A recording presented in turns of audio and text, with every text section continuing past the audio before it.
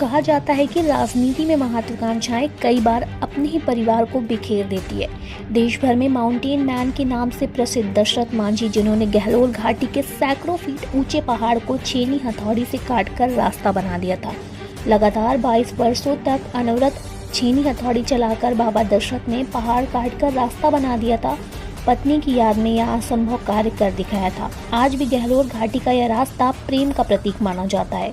प्रेम की अद्भुत मिसाल पेश करने वाले उसी परिवार में अब आपसी लड़ाई सामने आ रही। दरअसल दशरथ मांझी के बेटे भागीरथ मांझी ने हाल ही में कांग्रेस का हाथ थाम लिया, लेकिन भागीरथ मांझी के कांग्रेस में शामिल होते ही अब भागीरथ मांझी की बेटी अपने ही पिता के खिलाफ चुनाव में ताल ठोकने के लिए तैयार नजर आ रही। दशरथ मांझी की पौत्री अंशु कुमारी ने कह दिया है, अगर जदयू ने टिकट देती है तो वो विधानसभा चुनाव में अपने पिता के खिलाफ मुकाबला करेंगी।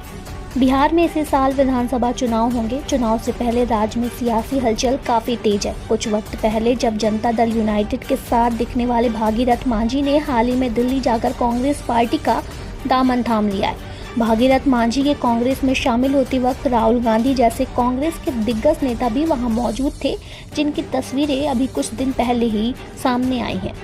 बहरहाल अब दशरथ मांझी की पौत्री अंशु कुमारी ने मीडिया से बातचीत में कहा है कि बिहार सरकार ने मेरे बाबा की मांग के अनुरूप सरकारी अस्पताल बना दिया, सड़क बना दिया, घर में नल से जल आ रहे, दादाजी का समाधि स्थल बना दिया, लेकिन परिवार से सिर्फ एक आदमी को आंगनबाड़ी सेवाओं में नौकरी मिली है, जिन्हें 6,000 रुपया मिलता है और इसी से घर चलता है।